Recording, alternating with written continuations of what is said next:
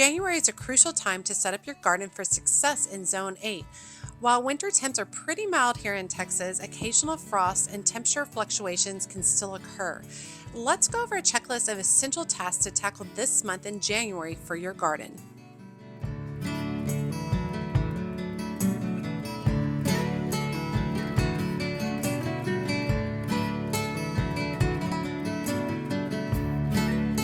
Hey y'all, it's Amanda and this is my Texas Zone 8 garden, and a lot of people don't realize that there are a ton of chores that you can do in a winter garden, especially in January. So we're going to go over those today. Before we dive in, be sure to go ahead and like this video, subscribe to the channel, and go ahead and share it with a fellow gardening friend. Okay, so gardening in January, it would be very easy for me to just stay at home curled up, stay inside curled up with my puppy dog and my blankets and all my things. But there are a lot of really great things that I can do out in the garden at this time.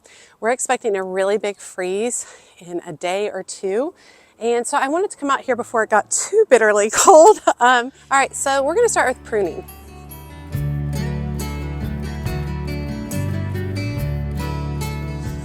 All right, in January, if we're doing any pruning on trees and shrubs, we are pruning for the overall health of the tree. We're not necessarily pruning for shape. So you can focus on deciduous trees like crepe myrtle. This is my crepe myrtle right here. Fruit trees, shade trees. And really all you're looking to do is remove any kind of dead or diseased branches. Now I've already done that with this particular crepe myrtle. At the bottom, you can see a bunch of stumps. I cut off 7 of them to really kind of dramatically improve the overall airflow throughout the tree. I didn't want to dramatically change the shape. We're not cutting it down to the ground. We're not doing anything crazy like that. Just some light pruning to really focus on dead, diseased branches and to create really good airflow. Now, you can do some shaping on shrubs such as roses, but we're not doing any heavy pruning. We're only removing things like this particular cane right here. If we get ice, which there is a prediction of ice in the next week, it can freeze and it can bend the cane and cause it to snap. And that can definitely cause issues, damaging the plant, giving it an opportunity to introduce disease, a lot of different things. So sometimes it's just best to come in and prune a little bit for shape by removing some of these taller ones. And that's literally the only thing that I would be doing on this rose at this point in time. Typically we'll address more with roses in February. You can also do some light shaping and pruning on evergreens, such as this particular one is a boxwood. And basically I just could come in and snap off a few of these taller ones. We're not looking to do any like really extreme pruning, just something for, you know, quality of the shrub, health of the shrub, and just clean it up a little bit. So I really only removed a couple. We don't want to do a heavy prune on something such as this, especially right before a massive freeze, because it can cause damage to where we have pruned off some of these stems. Okay, if you have ornamental grasses in your garden, now's a good time to go ahead and prune them out back to about 6 to 12 inches above the ground. Now this is not an ornamental grass. This is, it's not a perennial. This is an annual grass called purple fountain grass. It's going to die. I'm just going to go ahead and leave it. It will not come back for next year, especially because it's in a pot. It just doesn't return in my area. But ornamental grasses like muley grass, it's a really good time to just go ahead and hack those back to about 6 inches to 12 inches. One of the reasons we do that is so that if you get massive colds or freezes, it doesn't spray out the grass like this, and therefore exposing the very center of the grass. That allows a lot more ice and stuff to go down in it, and can cause issues with that grass with disease or coming back next spring. Okay, so now is a good time to trim back some of your perennials. Now, this is controversial because there's a lot of direction where we're leaving perennials up all season long in order to build habitats for insects and small wildlife and such. So it's really whatever works best for you. I don't take the time to trim back every perennial, but there are some that I like to trim back, such as this particular sedum. It's got a lot of branches that have already kind of died back and are looking a little bit rough. So I like to come in and just clean it, because there's something about sedum when it freezes. It becomes like a big mushy nasty mess. So I like to just come in here and I'm just trimming it back to 2 to 3 inches from the ground, just like that. And it already has a ton of new growth coming from the base, which also makes me feel good because I know that the wildlife and insects still have a place to hang out and enjoy. Now, one of the things that you can do if you're still want to cut back your perennials, but you still want to help wildlife out, just leave the trimmings. Leave the trimmings in your garden. You can always pick them up in the spring, but leave them, and they're still a source of nutrients, and it's still places for these insects to hibernate over the winter.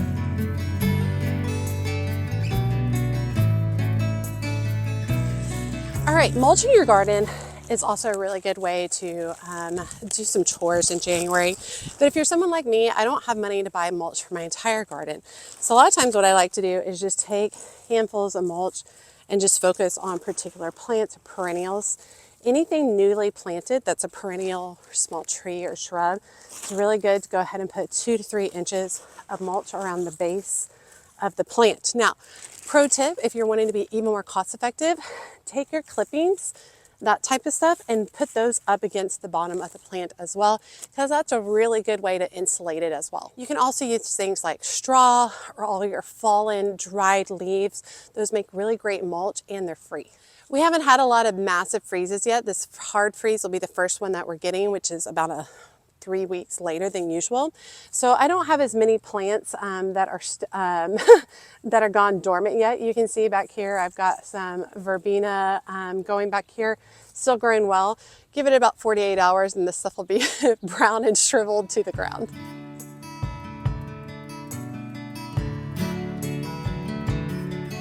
Okay, as you know, I am a flower gardener, but now is a really good time to go ahead and get started on your cool season crops. You can go ahead and direct sow for like spinach and radish, kale, and lettuce in prepared beds. You just want to cover them if we're going to have any very dramatic freezes. You can also start broccoli indoors, cabbage, cauliflower, and be able to transplant them at a later time. I have a bunch of cool flowers that are in my gardens, a lot of which got planted out in fall, but there's still time. So you can see I've got a lot of larkspur coming up, I've got some Chinese forget-me-nots, I've got some delphinium, I've got a lot going on in this one particular bed. Now, if we have any really dramatic hard freezes that are lower than about the 28 mark for multiple hours in a row, then I will come out here and add some frost cloth to all of my cool flower beds just to make sure that they don't get any massive damage from the weather. And now is an excellent time to do soil prep. So learn a little bit more about your soil. You can test your soil's pH level and amend as necessary with compost or manure or lime. And those test kits are available in multiple places, big box stores and such. But if you're local to Texas, you can go ahead and order them through the Texas A&M Agricultural website, and they will run those tests for you. It takes a little bit longer, but they really are the best of the best in our particular state. It's also a good time to till in any kind of organic matter if you have a bunch of leaves, old dead leaves, if you want to throw in some compost. Now, you wouldn't be doing that in beds like this that already have stuff growing in it, but any of your empty beds, now is a good time to really just layer it over the top with some organic matter. Make sure you till it in, work it into the soil, and you should have some amazing beds ready to go come mid-March. And if there's anything I've learned about gardening, good soil makes a massive difference.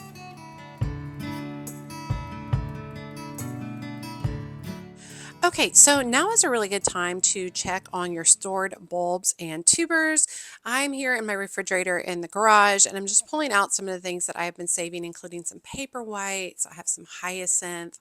I have some other bulbs, some tulips and such that are going to be utilized for some indoor gardens come February, which I'm really excited about doing. But we want to inspect the bulbs for things like rot or mold. I'm squishing them so you can see them, like, are they mushy? Do they smell weird? Do I see any kind of liquid coming out? Anything like that? And anything that doesn't look perfection, go ahead and discard that, because we really don't want to have those mixed in with everything else. It's also important to remember that if you see any shriveled bulbs, that you might want to wrap them in a damp paper cloth and for a paper towel for a few days to see if you can rehydrate them a little bit. This is also an excellent time to check your dahlia tubers for any of y'all who store those. Okay, weed prevention is really big in January. Truthfully, I don't think there's a better time of year to pull weeds than the winter. And what we're really doing is we're really going ahead and removing some of these winter weeds, such as like chickweed and henbit, in order to prevent competition for nutrients throughout the cooler months. Now, so it might seem a little tedious, but it's not too awfully cold. Typically, we've had a lot of rain, and so getting in here and pulling these out is a lot easier than it would be even in spring and definitely in summer and fall when it tends to be very, very hot in our area. So I just ease them out the best I can. If I don't get the roots, well, I guess I'll see it in a few weeks and I'll try to get it out at that time. And if you're worried, once again, about any kind of wildlife or insects, you can really just make a pile of these weeds on your sidewalk or the corner of your grass or something, and it still creates a habitat for those insects to hide out during the winter. Now, you can definitely apply a pre-emergent in areas where you don't already have flowers and grass growing. I stopped a long time ago using Pruning, that is a pre-emergent, because I have so many things that reseed themselves. So if you are hoping that different flowers reseed themselves, you definitely don't want to utilize a pre-emergent. But if you're someone who has more of a pristine garden, maybe you have a rock garden, maybe you mulch a significant portion of it, and you have more of a clean look to it, you're not looking for anything to reseed, then using a pre-emergent works really, really well. But like I said, don't forget, do not add pre-emergent to anywhere where you've already planted seedlings, sown seeds, or expecting things to have reseeded.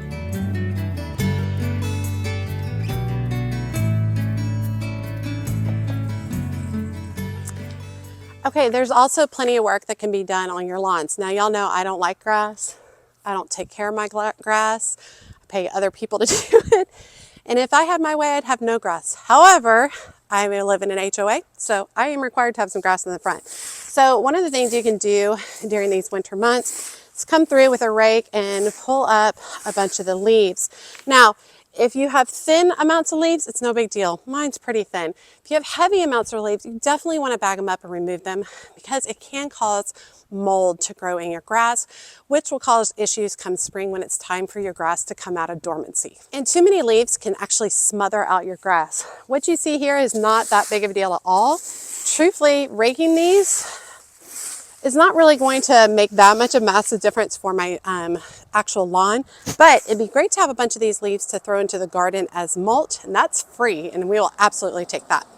Now, one of the other things that's really important to do during the winter is to avoid high traffic areas in your lawn. All right here is a major thoroughfare for me. I must go over this area thousands of times each year. So this is the time of year when everything's dormant, so it's not necessarily as strong. We have a lot of moist, wet areas, and I want to avoid walking on this area for as many weeks, days, months as possible in order to allow it to just strengthen up. During the winter, it's a little bit more I almost said pathetic. That's not what I meant, weak. And so if I do high tread stuff over here, I do risk damaging the lawn in those spaces. And I will say mid-spring, this area really starts to suffer a little bit until we start to warm up. But definitely avoid those high traffic areas so you don't compact the soil and so you don't damage the lawn.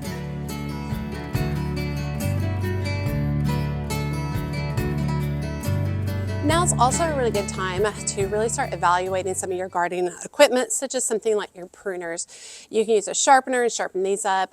Also taking the time, if you mow your own lawn, to go ahead and give maintenance to your lawnmower, sharpen those blades as well. I use a cute little sharpener to do this. I'm actually going to have a thorough video later on caring for my pruners because I would love to not buy new pruners. I am notorious for losing or just basically destroying pruners, not taking care of them, and having to buy several new ones through the year. I don't want to do that. As a budget gardener, I want to figure out how I can take care of these and make them last as long as possible. It's also a good time to inspect your irrigation systems. Now, that is for zone 8 in my particular area. If you're in much colder zones where you're already experiencing freezing temps, now is not the time. But for those of us who are in more mild areas, now's a great time to inspect. So you can turn on your irrigation systems, go area by area, check them out, see if you have leaks, anything that needs to be adjusted. Same thing with drip irrigation, because what is now happening is a lot is going to start dying back. So it's going to be way easier to see what's going on in my gardens. So once I have a really good hard freeze, I'm going to look on my forecast for several days in a row that are above freezing.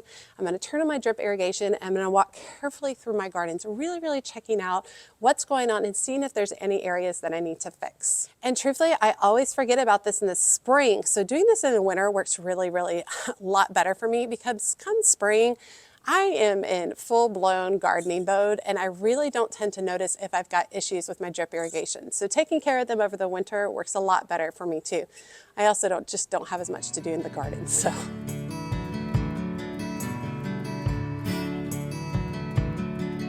Okay, so now's a really good time to focus on wildlife and pollinator support. You want to come out to your bird feeders, make sure you clean them out, add some really high nutrient grain or seed to them. Suet cakes are really great, and make sure you're consistently refilling them, because we want good wildlife and we want lots of birds in our garden, because those birds are going to be eating those insects that we don't want here. And so we definitely want to provide a really great place for them to be able to gather nutrients during the winter. It's also a really good time to go ahead and clean out your bird baths. I have a broken bird bath that hopefully I will deal with this next spring. You want to clean it out, fill it with fresh water, especially during freezes when it's really hard for birds to be able to find any kind of water source.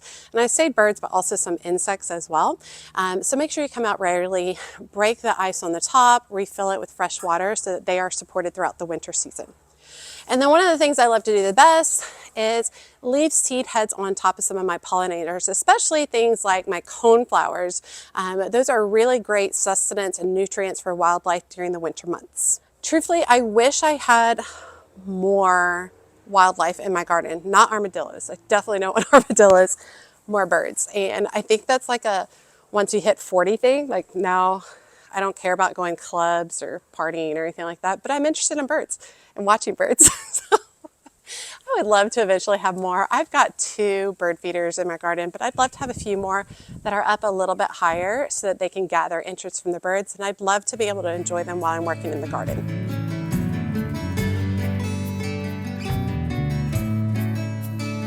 Okay, and perhaps one of my favorite things to do in January or during the winter months for my garden is plan for the spring. I love to research seeds and bulbs and plants, garden supplies, and start to make plans for what I'm doing. I'm currently flipping through the Johnny Selected seeds. And while I did purchase most of my seeds in the fall, I'm always on the hunt for just a few more, and so it's really fun to just kind of have these by me in the evenings. We're currently watching all of the Lord of the Rings series as a family, and so it's fun to kind of flip through these seed catalogs along the way.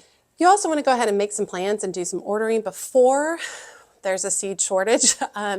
And I say shortage mildly. I mean that there's some varieties that are very popular and sell it very quickly. So if you're wanting some of those, you want to go ahead and jump on that a little bit earlier and make sure that you have those for your garden for this next season. And also, if you're like me, you're starting tons of seeds in January. It's a very busy seed starting time for me. And so I want to make sure that I'm up to date, I have everything that I need, and I'm starting my seeds at the appropriate time of the year. Now's a really good time to also sketch out your garden, right? You can step back, you can see it better because it's not overfilled with a bunch of stuff. And you can kind of sketch it out, look at the layout, see if you want to make adjustments, make notes of perennials in different places or perennials that you perhaps would want to divide and move and where you would want to put those. And also having a rotation plan for some of your raised beds is really good so that you don't deplete nutrients by planting the same thing over and over and over again in your raised beds. I like to move my crops every year, and by crops I do absolutely mean my cut flowers. I know that lots of y'all grow veggies and fruits as well. It's a really good idea to rotate your crops for the best nutrients for your plants over multiple years. Okay, so there are my 9 different things that you can be doing for your January checklist in the garden. I'm hoping to do a checklist every month, just talking about the different things that I'm doing in my garden, focusing on, and to give you some stuff that you can work on.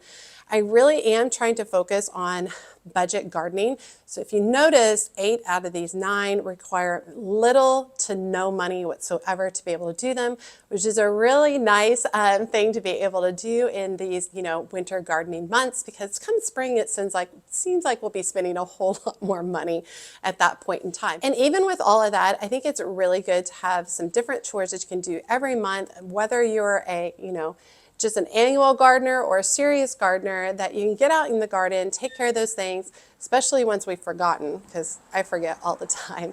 So I thought this would be a really good reminder to provide for you all each month. All right, I hope you guys enjoyed today's video. I hope you enjoyed the format. I'm still learning, and I'm changing up my format a little bit to be just a little bit more interesting and creative, not only for y'all, but also for myself, because I do enjoy the video editing process. And so I kind of want to explore and see what I can do with it. I do edit all of my own videos, and it is a learning curve. So they'll probably be pretty rough in January, but I'm hoping come May and June we'll be looking really good. You guys let me know what you think. Make sure you like and comment on the video. Every time you like and comment, it helps grow the channel so much. And if you don't feel comfortable leaving a comment, just drop me an emoji below, letting me know that you made it to the end of the video and that you say hi. And be sure to check me out on my social media outlets, including Facebook, Instagram, and TikTok. If TikTok ends up getting banned, you can find all of my stuff on YouTube Shorts. As always, she's a mad gardener or a decorator or anything else that she wants to be. Thanks, y'all.